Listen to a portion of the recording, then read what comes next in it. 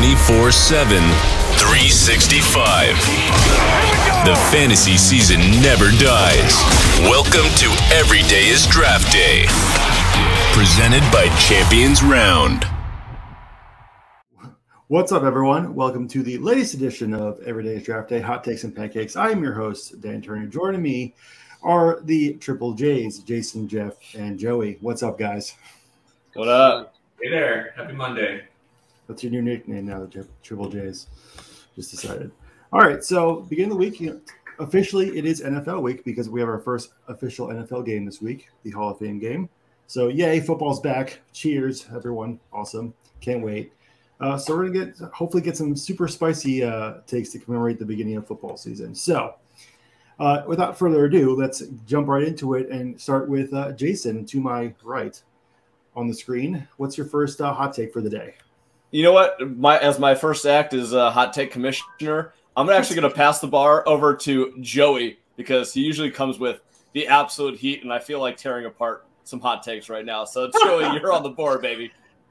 All right. I'm honored to be passed the torch from the commissioner himself.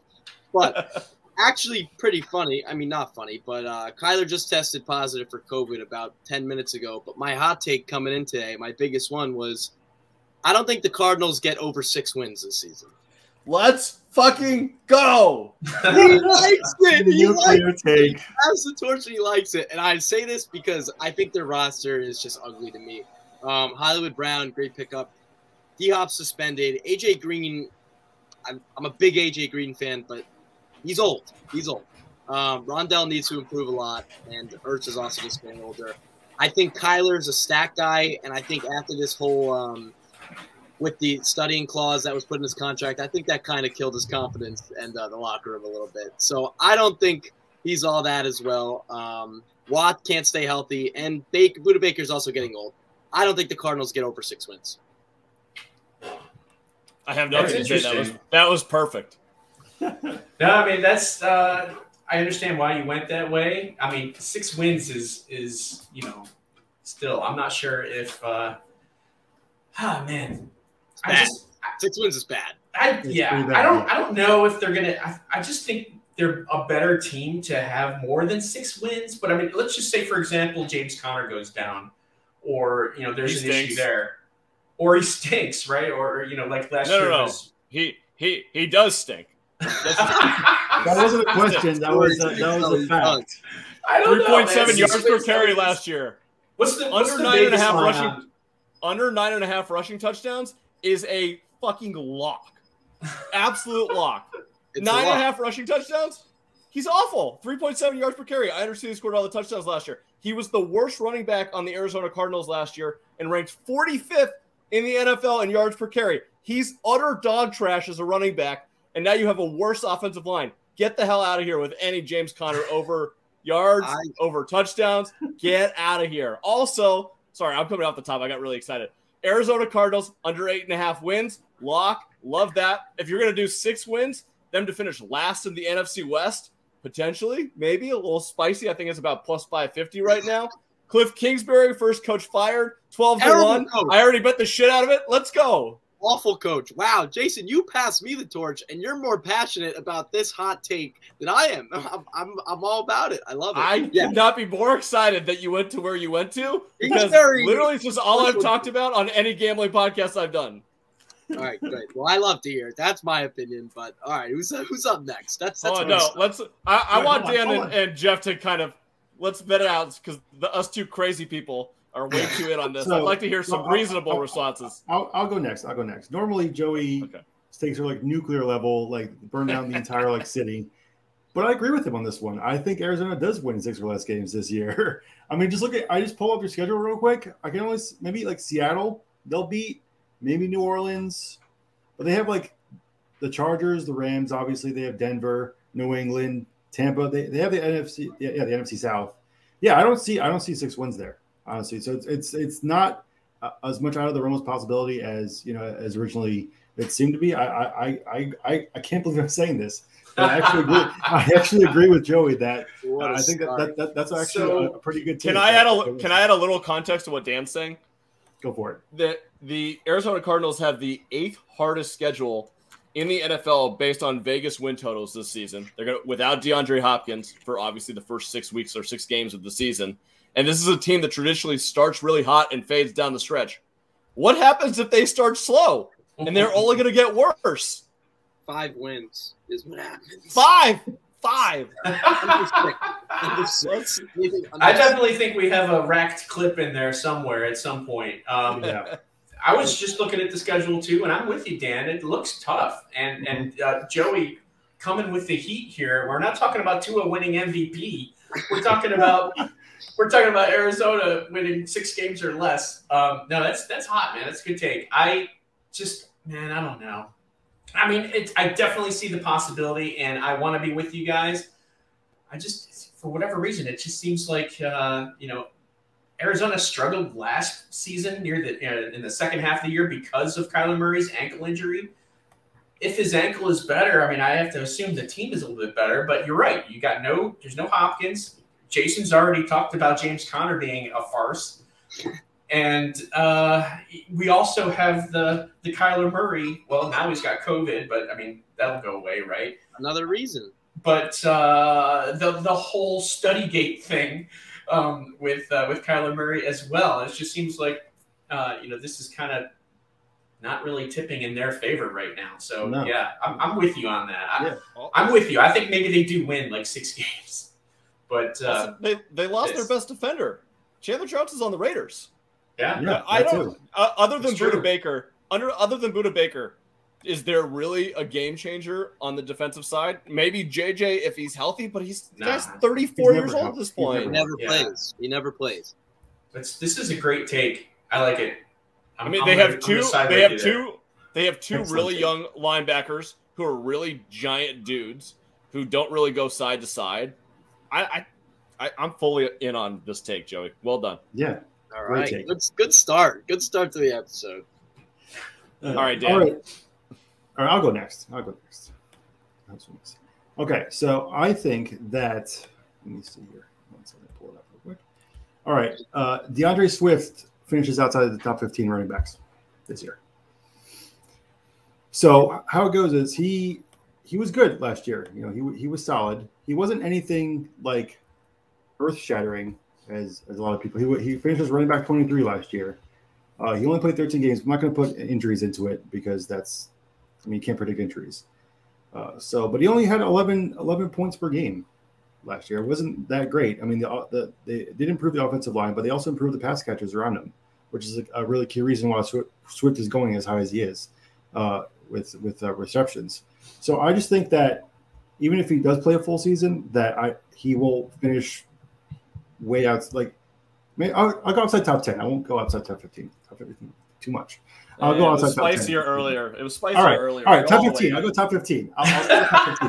I'll stick with top 15. Well, he's very reception dependent on his fantasy scoring, I think, and touchdowns too. And if he doesn't have the receptions and he's not scoring a lot of touchdowns, then he's not going to be in the top 10 or the top 12, or in your case here, the top 15 even. But what does this mean for Jamal Williams? Do you like him at all, Dan? I love Jamal Williams. Do you think he's a better running back than DeAndre Swift? Just running-wise, yes. Yeah. I think he's a better runner than Swift is. I think Swift is a better overall football player, though. But as just comparing running styles, I would take Jamal Williams over Swift. And I think Jamal Williams is a great value in late in drafts. I think not a lot of people have been talking about Jamal Williams at all this year. And he was good last year, too. And I think, he's going to get I don't think he might not get the same amount of carries, but he's going to get some carries. And like we said, the overall offense has improved this year. So I like him at the end of drafts. I just don't like Swift where he's going in in the middle of the first round. I think that's just too high for him, honestly. Yeah, there's either people who are in love with DeAndre Swift, or there's like yourself who's a little bit off the interest level there in terms of Swift as a fantasy commodity at that level of ADP. Jason, what do you think? I mean, I don't really. Well, I drafted DeAndre Swift in our draft for Champions round in the 3rd round. I thought it was just the best option available at that point. I think that he's going to have. I think he's going to have a bigger season than last year. Like, he only rushed for 650 yards. He had 400 yards receiving, 7 touchdowns, something like that. So I do think that he's going to have a bigger season than he did last year. Whether or not that means a top 10 or top 15 finish, I'm not sure. I do think he'll have a bigger role in the running game. He'll get a bigger share this season. Passing-wise, I don't know. I mean, if you look back at the stats from last year, the first 9 games, he was heavily involved in the passing game. And then as the Lions got better and Jared Goff got more comfortable and Amon-Ra St. Brown developed into the receiver that he is, Swift's shares went down a little bit. So there is some concern on my end from how many receptions he's going to get. At the end of the day, I would bet on the talent. I think he's really talented. I think that if there's any year that he's going to break out, it is this year in year 3. But yeah, I think that a top 12 finish is doable, but I would not bet on it. I don't think that takes that spicy, but I'm definitely not down on Swift either. So I guess I'm against it in that way. Joey, anything? Yeah, I kind of agree with you, Dan. I think he doesn't finish in the top 15, definitely. He's also really injury prone. I mean, it's kind of overlooked, but the last 2 seasons, he's missed the last 3 games. So that's something you also kind of have to look at. Also, Swift is known as the type of running back to go down after this first bit of contact. That's been a thing too. I haven't really seen anything crazy special that makes me high on Swift. I mean, Jason, you drafted him in the 3rd round. I don't disagree with that. I think that's a great pick. I mean, it's the people that are drafting him mid-1st round, early 2nd, I just don't agree with. So I don't think Swift is going to have an amazing year. I think he's going to be a decent role player for the Lions. I think the Lions are going to be improved all around, but I'm not sold on Swift. Plus, Detroit, I mean, shoot, they haven't had a 1,000-yard rusher since Reggie Bush in whatever it was, 2012, 2011, something like that. Hold on 1 second. Let me look at DeAndre Swift's rushing totals this year, because that would be interesting. Because, I mean, I don't think he's a 1,000-yard rusher. He's not that type of guy. He's a guy who could have 65 receptions and rush for 800 yards. And if the touchdown production is there, if he scores 12 touchdowns, then you're talking about a top 10 back. But it's funny that you mentioned Reggie Bush, because that's kind of the running back I see with Swift, where he's not going to get that 1,000-yard, like Jason said, but he's going to get that ton of receptions that's going to put him over that mark. I think if he were to have a career year at some point in his career, he gets 1,000 yards, but he's not a 1,000-yard running back, in my opinion. So I'm with you there, Dan. He's going to have he had 10 touchdowns last year. He's going to have that. He's going to have at least 60, 70, 80 catches, if not more, to be able to reach that top 12, top 15 status. Sorry, Jason. Go ahead. No, you're good. Who do you think has more points this year, him or Travis Etienne? Etienne. He's a better running back. Yeah, Etienne.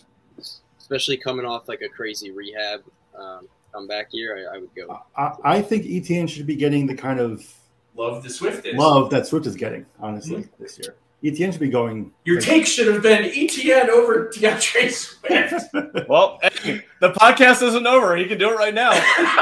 Yeah, I would absolutely take Etienne over Swift, 100%. I would too. I would take Etienne where he's being drafted over Swift where he's being drafted. Pretty easily, that's honestly. What it comes down to is ADP. Yeah, that's what it is, because the ADP where Swift is right now is crazy. And if I can get the Etienne where he's going over Swift where he's going, it's no contest. Not at all. Fair enough. All right. Jeff? All right. You're up. Yep. All right, so my take, we talked about Julio Jones a little bit last week with him signing with the big, huge signing, of course, with Tampa Bay. Everyone's thinking, oh, Julio Jones, Tom Brady, this connection is going to be awesome. I don't think Julio Jones is someone that you can even start in fantasy leagues. He is 33 years old. He has had 15 hamstring injuries or re-injuries in his career, 11 of which happened since 2020. Now, before 2020, Julio was an absolute stud. He barely missed any time. There was a Jones fracture that he had in 2013. He missed 11 games. But this is not the Julio that we have seen in years past. We saw last year with Tennessee, he really struggled. He couldn't stay on the field. He would get hurt and then miss the rest of the possession, or miss the half, or even worse, missed a few games. And he was most likely signed, in my opinion, as a precaution for Chris Godwin, who's coming back from his ACL injury, who had surgery in January. And the January plus 9 months of recovery is around September. So is he going to be ready? Maybe, maybe not. Well, how ready will he be? Perhaps he's kind of like a precautionary type of signing. I don't think that he's going to be a part of their 3 wide receivers, because that's going to be Evans, that's going to be Godwin, and Russell Gage in the slot. And, I think we're just looking at Julio as someone who's going to play about 30-40% of snaps if we're lucky. He may only come in for like specific down and distance plays, in the red zone, or if they need a first down. When it comes to your fantasy starting lineup, are you going to play a Julio Jones who's going to be inconsistent at best? Or are you going to take a guy that you could have at the tail end of your starting lineup, like Elijah Moore or Alan Lazard or Rashad Bateman, Drake London or Robert Woods? Those are all guys that are most likely going to be like your last wide receiver on your roster that you would potentially start. Not Julio, someone who's going to play 30 to 40% of snaps and have just inconsistent results. So, yeah, I am out on Julio this year as any kind of fantasy commodity. Jason. What do you think, Jason? I mean, you guys know where I am on Julio at this point. I would draft him. I think that Jeff's point is, I understand it fully, inconsistent. But I think that based on where you're going to be able to get him in drafts, assuming that people are being reasonable, if people are being unreasonable and expecting him to have a 1,000-yard season, great, you can have him. As someone that I can spot start off my bench, absolutely willing to take a flyer on him because of how good that Brady offense can be, because of how much they pass the ball, one of the league leaders in passing the ball. And I think that they're going to have to. I don't like that defense as much this season. I think that they're going to pass the ball just as much as they have in years past. And I think that Julio will end up being a decent enough solid wide receiver 3 in fantasy. Again, I've put those numbers out. 50 for 750 and 8, I think, is maybe a little high on the touchdowns, but that's kind of where I'm at. I think that he'll be a red zone threat for them. So, yeah, I would take him in fantasy at the right cost. I'm not trying to avoid him by any means, but I understand, Jeff, if you're thinking about him being a starter every week for you, that ain't the Julio you're getting. No, right. Absolutely. And, I mean, best ball, sure, I'm fine with Julio in best ball because you don't have to decide whether or not to start him or not. But I just, once you start him one week and he doesn't perform or doesn't do enough for you, are you going to start him the next week? I don't know. I don't see him as an 8-touchdown, 700 receiving yard receiver this year or any year going forward. Even with Tampa Bay, with Tom Brady, I just don't see it. I mean, AJ Green had 900 yards last year, so. That is surprising. But still, AJ Green was a part of that offense. I don't know what his team target share was or anything along those lines. We'd have to look that up. But, I just don't see Julio being in that role for Tampa. They already have 3 guys. I could not agree with the take more. I think Julio is. Well, we know, yeah. There's a whole. Go watch the last episode of Everyday Draft Day. You want to see everything I say about Julio. So, what do you think, Joey? Totally aware. All right, let's spice these things up a little bit because I disagree. I think Julio. Okay, clip this hot take of the century, hot take of the year. I think he's the second leading. No, has the second most receiving yards on the Bucs. No.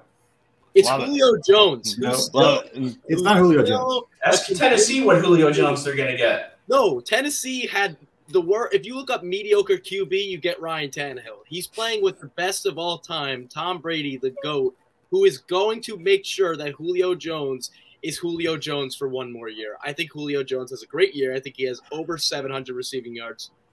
And, it's going to be fun to watch him absolutely dominate and come back to this clip. I guarantee he has less than 700 receiving yards. Right. Whoa. Guarantee. I will suck a lemon on the air. I don't care. Whatever the hell it is. Suck a lemon? What the hell is that? Put some mustard on that hot dog.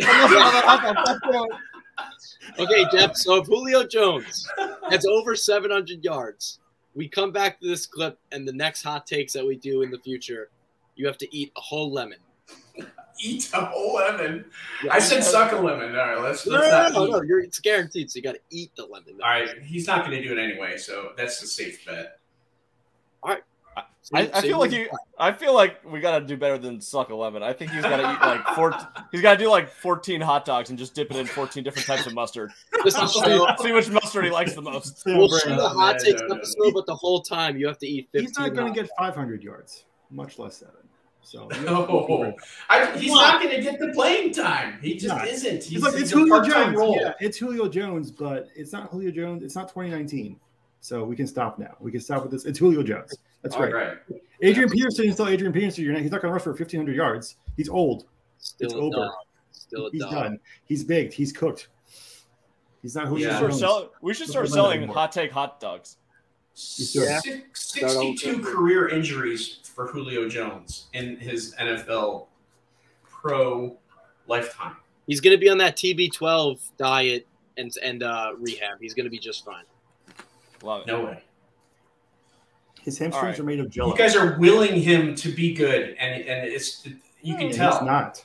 All right, who's up now? I think Jason's up. Yeah, oh, man. I think we got to speed these up a little bit. Right. I don't know how spicy. I'll start off with a medium spice one. All right, go ahead.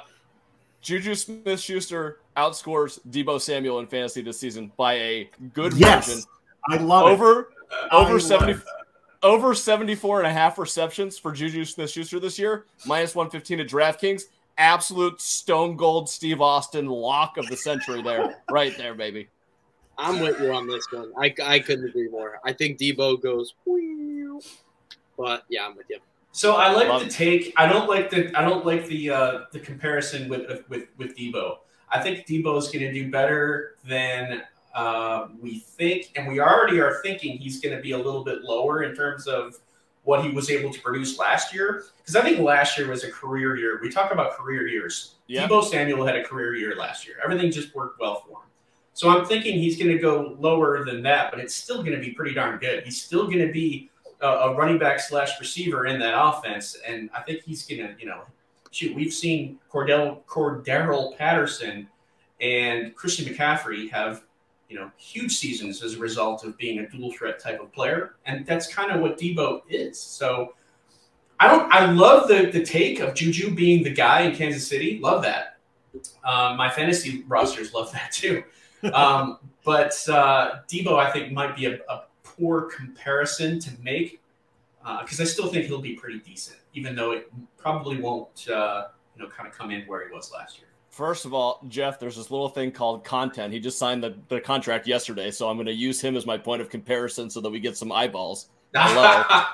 No, just fucking with you. I do think that Deebo, obviously career year last year, I do think he's going to be way down this year. I don't know how the Trey Lance thing is going to work out for him in terms of overall volume from a pass catching perspective. And I think he's going to be used way less as a runner. Remember, their running backs outside of Elijah Mitchell, no one was really healthy at the end of last year. Now I think that Trey Sermon gets a little bit more run this year. I think that the kid from LSU, Davis Price, is going to have a really big role. I think that Mitchell will have a role. Jeff Wilson is still there. He's going to end up starting 2 or 3 games for them. Trey Lance is going to be running the ball a lot. I think that they use Deebo in more of a deception role than in an actual running back role this year. So it kind of takes down how many rushing touchdowns he's going to have if he has less overall volume as a receiver. Therefore, I think he finishes outside of the top 15 in fantasy as a wide receiver. And I think that Juju well within a top 12 wide receiver 1 role this season with the Chiefs, especially with the way that they started defending the Chiefs last year, playing this too high shell. They allowed Mahomes to complete everything, within 10 yards of the line of scrimmage. That's exactly what Juju does best. And I think that he's going to play a lot of slot. I project him. I think he's going to have over 100 receptions this season for the Chiefs. Yeah, that's hot. That's hot right there. I love it. All right. Like to add one thing about the Deebo thing, which I know it might not make the biggest difference in the world, but Deebo Samuel also came out and said that Mike McDaniel is the best coach that he has ever had, and he is not running a show in San Francisco anymore. Another reason why I think Deebo decreases. Not only that, this was very specific last year that Deebo and Mike McDaniel were having meetings to design running plays for him during the last 7 weeks of the season. Not to say that Kyle Shanahan can't but he's not going to have his number one guy, his Yoda, on the sidelines telling Kyle, okay, Deebo wants a jet sweep right now at the 35-yard line. That's what McDaniels is doing. He's not there anymore. I think that's a great take, Joey. Thank you. Mike McDaniel, also coach of the year next year. Anyways, okay, next one. I like the mustard on that hot dog. Oh, no, yeah. I already bet it. There you go. What do you got, Joey? Okay. Daniel Jones is going to be on the bench by week 2, and Tyrod's going to come in and make Daniel Jones on the bench by week 2, and Tyrod gets the Giants a division win. They win the division. Title? Absolutely division not. title. Oh, absolutely. Wow, man. There is no that was a double nuke. I'm a fan of Tyrod. I think he makes plays. I think he adds electricity. And Daniel Jones might be one of the most painful quarterbacks to watch. I don't care what anyone says. I think he's actually out by week 2. He's had more than enough time to prove that he could do at least something, but he's terrible. I can't get behind the week 2 thing, even if I try my spiciest. I can't get there. I actually had it written down for week 3, but the more I was thinking about it, I was like, no, week 2. They're third in the division. They're not winning. Okay, do you think that Daniel Jones makes it half a year? Yes. Unfortunately, yes. But I think it's for a really terrible reason, which is the Giants they have Brian Daboll. They have a new GM. They need to see what Daniel Jones is, and I don't think that 8 games is a big enough sample size. I think that they need at least 12 or 13 to see what they have. If there's anything to use, if they can sign him to his 5th-year deal, or if they cut bait. So that's the only reason. I think that his play, you're right, his play could not live up to it, and he should be benched. But I don't know if they'll pull the trigger. I think they need to see more. All right. Yeah, I'm curious to see how long he lasts. Week 2 is so spicy. That would mean that basically like they're going to go for it this year. Yeah. And they think that Tyrod has a better chance of winning them the division than DJ does, which may be true.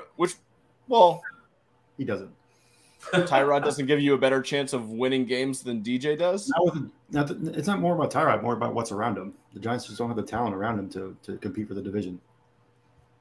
Oh, I was just saying, like, percentage-wise, I think that Tyrod may give you a better chance percentage.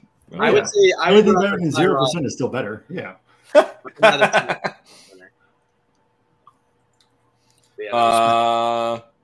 That's some breaking news. Oh, we do? Kind of. Small, but James Washington broke his foot, so Jalen Tolbert to the moon. I was just going to talk about Tolbert. Perfect. Oh, perfect. Great. Here we go. Jeff. I know I was. My take is that we're going to be talking about Jalen Tolbert at the end of the year, just like we're talking about Drake London, Garrett Wilson, Jameson Williams, Chris Olave, those rookies. Because Dallas has to pass to somebody. With Washington kind of now broken foot, who knows how long that'll be out? At least 6 weeks, if not longer. Probably longer. We're talking about a fracture here. And we don't know who's going to pick up the slack in terms of targets left over from Amari Cooper. I mean, you've got CeeDee Lamb, but CeeDee Lamb can't do it all. And, of course, Dalton Schultz as well. Someone has to be that second wide receiver. Jalen Tolbert looks like by default he might be the one who sees all that volume. So just by looking at the volume alone that he's potentially looking to get, we could be looking at 50, 60 catches, 650, 700 yards receiving. It could even be higher. So I think that Drake London, Chris Olave, Jameson Williams, when he gets on the field, they might be pretty darn good. But I think Tolbert's going to be right there with them at the end of the year when it's all said and done. I'll go faster. I'll go bigger than that. Jalen Tolbert is the first rookie receiver to cross 1,000 yards this season. Ooh, that's hot. That's spicy. Like that's good. That's possible. It's definitely possible. It's very possible now because he's going to be targeted about 200 times. Gallup's out for God knows how long. Gallup is, you have Schultz, CeeDee Lamb, and Tolbert. Those are your pass catchers at this point for at least the first probably 6 weeks of the season. If he establishes himself as a reliable receiver for Dak, a monster season. I love it. Jason, you want to go next? All right. The last take of the day? Yeah. Kenny Pickett does not start one game for the Pittsburgh Steelers this year, and Mitch Trubisky has a top 12 fantasy season at quarterback. Ooh. Wow. I mean, I can totally see Trubisky being the one who just kind of rises to the occasion in Pittsburgh. Not top 12 though. I don't know about top 12. Hey, it's hard to reach the top 12. He scoots around a lot. If he plays all 17 games, he's going to run the crap out of the ball, I guarantee you. And I think that they're going to have a good plan for him. They got some decent wide receivers. I know that O-line sucks. Even more reason to run the ball. I think that he's going to have a nice season on the ground. Give me over 300 yards rushing and over 3 touchdowns for Mitch Trubisky on the ground. And I think that if he does that and he throws for 3,500 yards and 20 touchdowns, that's a top 12 season. I'm not saying he's going to be 8, but 11 or 12, absolutely. Jason, I was with you until you said top 12. You know how hard it is to reach the top 12 as a quarterback in the NFL? I mean, there's a lot of people who can do that. I'm not sure if he has the arm yardage in him to do that. Jason. Let's look who the top 12 fantasy QBs were last year. I also think Jason might have Trubisky on his Scott Fishbowl lineup. I don't, but I do in Champions Round. Oh, there you go. That works. Yeah, Tannehill was QB 12 last year. So, hey, how many rushing yards did he have? He had 270. Jason, I would like to counter your spicy there you take go. with something very spicy as well. Mason Rudolph starting quarterback for the Steelers? No. Trubisky outscores Tua? No. We're not bringing Tua into this. What I can say is, though, Kenny Pickett has more rushing yards than Trubisky. No, not if he doesn't start. Pickett has to make the field. And he will halfway through the year. And he's going to take 100%. Kenny Pickett is a runner. Did you ever see that video of him in Pitt? Yeah. I actually played against Kenny Pickett in high school, and we lost 56-0. Yeah, that's nice. Yeah, that Jude video was cool. That says a lot. I'm a little bit biased. Yeah. It's a lot different juking out like North Carolina, like A&M versus, the Baltimore Ravens. All right, well, let's use this as a point as a comparison. My high school played Jimmy Clausen my senior year. We lost 63-0. How'd that work out for us? Clausen was all about the college sport, baby. So with that being said, though, you think the Steelers are a playoff team? No. I think they finished last in the division. But I think that Trubisky outperforms what people expect of him. All right. Yeah, Mike Tomlin has never not made the playoffs as a head coach. Well, you gotta start. No, that's not true. He's never had a below 500 season. Sorry. Yes, we went 8-8 one year, but that was losing season. That's what it is. Yeah, I think that they have a losing season this year, but I do think that they're going to be playing from behind in games. Which, guess what? Mitch Trubisky throws the ball more. Works out great for me. Yeah. All right. Fair. It does work out more. It's not a bad take. That's hot. I wouldn't say it's nuclear. I'll give it to you. That's definitely not nuclear. It's not nuclear. But the Juju one was good. That was nuclear. Juju one was good.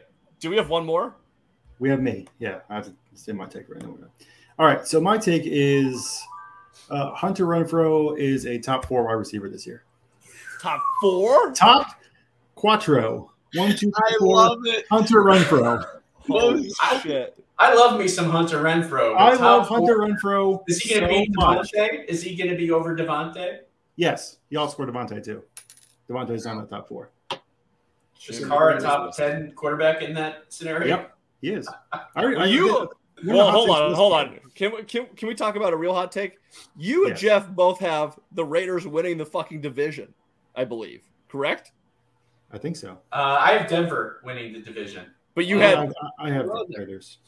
Didn't you have the Raiders at 11-7 or 11-6 or some shit like that? I think I had it 12-5 if I remember correctly. You did. I'm wondering what Jeff had. No. There's no way. If I did, the Broncos took the tiebreaker and won the division. If they're both like 10-7, so I thought they were 11-6. Maybe. None of you guys have the Chargers winning the division? I did. They're going. I think 3 are going to the playoffs in that division for sure. Interesting. The Raiders at 12-5. Could you imagine? Yes. We get to see them Thursday night. Here's the problem. Fourth singers. What? Yeah. The Chiefs won the division. Yes. Yeah, the Chiefs won at 12-5. Yeah. Vegas was yes, and then they lost to the Bengals in the playoffs. See, I don't know. I think that the Raiders' year was last year because they were pulling everything out of their ass like crazy, and then I don't know in that division this year. I understand. Last year was a warm-up. Is Hunter Renfrow the Julian Edelman and Josh McDaniels offense? Yes. So is that your That's what was the best finish that Julian Edelman ever had in fantasy? I don't know. Okay, let me look this up real quick. I would venture to guess that Julian Edelman never had a top 10 fantasy season as a wide receiver. He had Really? Let's see. His highest fantasy ranking was in 2019, where he finished 13th. Look at this guy. Look at this guy. Off the top of the dome. So now we need him to replicate a Julian Edelman type season with a worse quarterback, with a way worse offensive line. Remember, perhaps one of the worst offensive lines in football, and they have the best receiver in football on the other side, which may or may not help or hurt him. But to finish, it'll help him. It'll help. But it's a nucure hot take. And I'm here for it. I love it. But I love when Jason puts on his Mike Cousin Vinny I love hat. It. When Jason puts on his Mike Cousin Vinny hat and he argues to the defense of why that's not going to happen, that's hilarious. It is. But yeah, top 4. Mm-hmm. That is. Wow. He's definitely wide receiver 1. He's definitely a 1. I love Renfrow, and he's also ridiculously consistent and makes huge plays. So, yeah, top 4. Great. It's hard. That's really hard. With Devontae Adams on the team, that's difficult. Deebo's not going to be top 4, so he's not going to be top 4. Deebo's not going to be top 10. Diggs is not going to be. Neither is Hill. Mike Williams isn't going to be. Metcalf definitely isn't going to be. Neither is Tyler Lockett. Jalen Waddle will probably be top 10. Lockett's not going to come close to that. Lockett was wide receiver 11 this year. Cooper Kupp, Jefferson, right? Chase. Yes. CeeDee Lamb. Yeah, not CeeDee Lamb though. Oh man. Dan, question. Answer. Dan, do you think? Yes. Who do you think finishes with more fantasy points, Jalen Waddle or Tyreek Hill? Waddle. Okay, I'm just curious because part of me. I think both are outside of the top 15. Top 15? Come on, come on. Oh man, this is Tua we're talking about. Bonus hot. Yeah, this is Tua. Tua has what 300-yard games in his career, something like that. 4. He was a winner. He wins. You see that throw he threw in camp the other day? Oh. That's great. But if he wins, that's I don't see him winning with his arm. He's got a better win percentage than Herbert Sherbert. We went over this last time. Yeah, we've talked about. I'm not entertaining this conversation. I'm not entertaining this Tua discussion anymore. No. We'll see because you're going to hear about it all year. So I think we're good.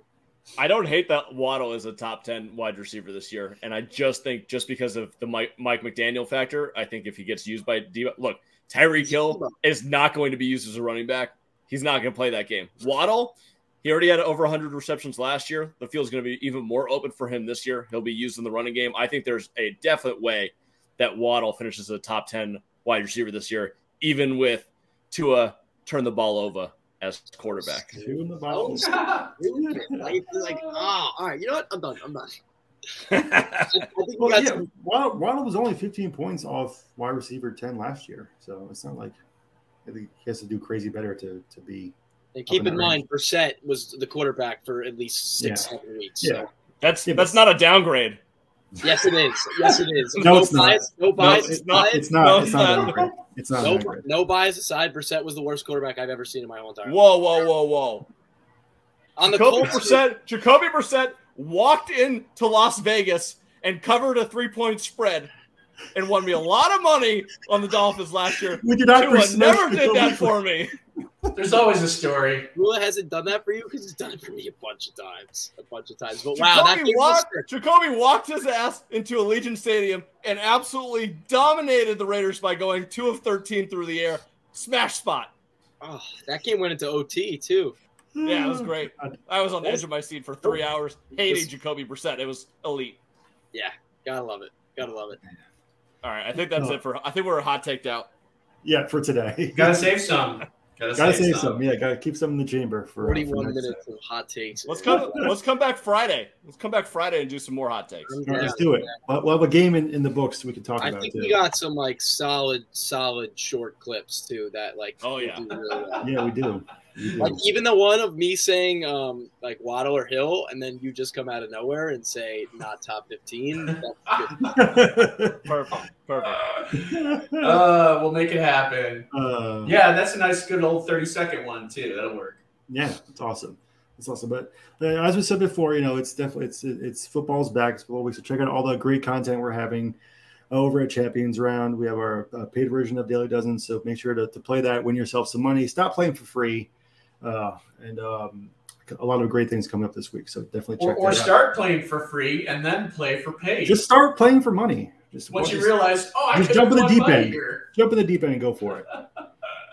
YOLO. There you go. All right. So everyone have a good rest of your week. Enjoy football. We'll be back later this week with some more hot takes and pancakes. And we can talk preseason. Exactly. Oh, I can't wait to talk preseason. See you, everyone. Hold on. Oh, one more thing before we head out of here. Raiders, Jaguars, under 33.5 total points in the Hall of Fame game. Lock. Under. Squad ride. Under. Oh, I said under. 33.5 points. Under. Bet it. Over. I will. It's going to be like 18-12. It's going to be 56 to 57. The line in Vegas is 33.5. You can go bet it right now. Let's go. I will. I just alt line the over 50. Let's do it. Alt line, Joey. Under. I love it. See you, everyone. All right, guys. We'll see you.